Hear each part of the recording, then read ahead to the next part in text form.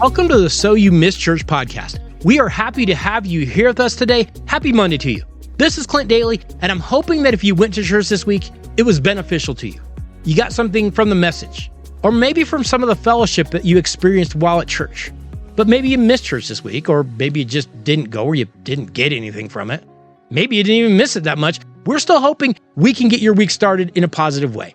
And first and foremost, I would like to wish a belated Happy Father's Day to all of those amazing fathers out there that are actually doing their jobs. And I apologize for saying it that way, because when I say it that way, it kind of makes it sound like maybe there's a severe shortage of good fathers out there that are actually doing their jobs. Oh wait, my bad. Yeah, I say that because there is actually a severe shortage of good fathers that are out there doing their jobs. Look, I can't speak for every country on the planet. I don't know. But I know this. Here in my country of the United States, we have a severe shortage of strong men that are truly doing their jobs as fathers.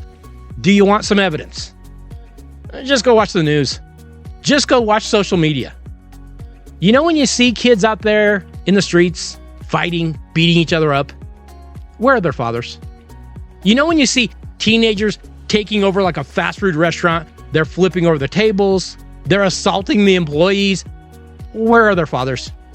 Now, you might hear that, and you might think, well, Clint is just old school, and he has that spare the rod, ruin the child mentality, and if you think a man smacking a kid around at home would solve everything, then you're wrong. It's not that simple.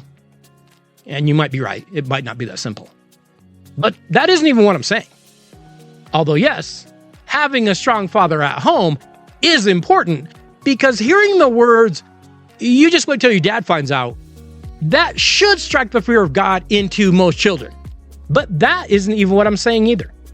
Today, let's go back to the book of Ephesians, where in chapter 5, the Apostle Paul is laying out the Christian household. And I understand that this passage can be offensive to many people in this modern era, because he says men should be the head of the household, and that offends some people. But let me explain what good fathers should be. You see, in verse 25, it says, "Husbands, love your wives, just as Christ loved the church and gave himself up for her to make her holy, cleansing her by the washing with water through the word, and to present her to himself as a radiant church without stain or wrinkle or any other blemish, but holy and blameless. In this same way, husbands ought to love their wives as their own bodies. He who loves his wife loves himself." You know, it was just a few weeks ago here on the podcast that I mentioned on the Monday after Mother's Day that it has been said that fathers teach their children how to love others, while mothers teach their children how to love and take care of themselves. Now, obviously, that isn't always 100% accurate, but it can be a little bit. But here is the key for good fathers. And believe me, I don't say any of this saying that I am the greatest father. I make mistakes every single day. But I was fortunate enough to be raised by a good father. And if a father shows his kids that he loves their mother and that he is the spiritual leader of his household, then his household as a whole is going to benefit. Does that mean handing out discipline? Of course it does. Does it mean setting an example of how to act responsibly and ethically and morally? Yes, it does. Does it mean being a teacher and a mentor for your children to live their lives the correct way? Yes, of course. I am also not saying this is a one-person job, because like my own father, I've been blessed with a wife that is my partner and supporter. But a father must be strong enough to lead his household if he's truly going to be effective. Now, you may hear that, and you may take some offense. Maybe you say, well, I don't have a man in my household, so I refuse to listen to this. But wait, you're missing the point. I'm not saying it can't be done, obviously. I am saying without a father in the household, it's going to mean a lot more work for all parties involved. If the father is not involved, it's going to heap more work on everyone, the mother and the children.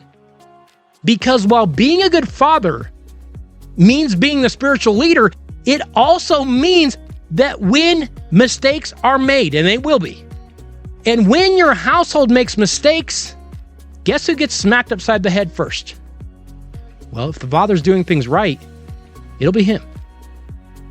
And by the way, if you don't feel that weight and that pressure of being the spiritual leader of your household, then you might need to rethink things as a father.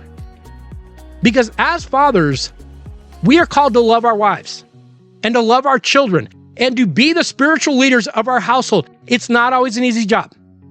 It's not always a pleasant job. And wait, I have some worse news. Because if your kid somehow does do something great enough to maybe someday be seen on TV, you know what they're going to do? They're going to say hi to their mom and not to you. Oh, but make no mistake. When there is a good father, that good father can be the backbone of a healthy family. So today, when I say Happy Father's Day to those good fathers out there, I don't say it nonchalantly.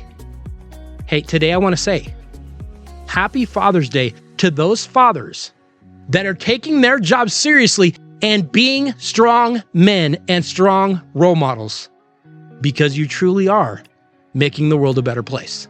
Hey, remember, you can always contact us at youmisschurch@gmail.com. Feel free to reach out to us. We would love to hear from you.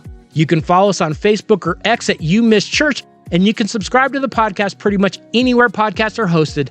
Just search You Miss Church. If nothing else, you can find us over on YouTube. Hey, I wish you all a very happy Monday, and I hope that you have a great week.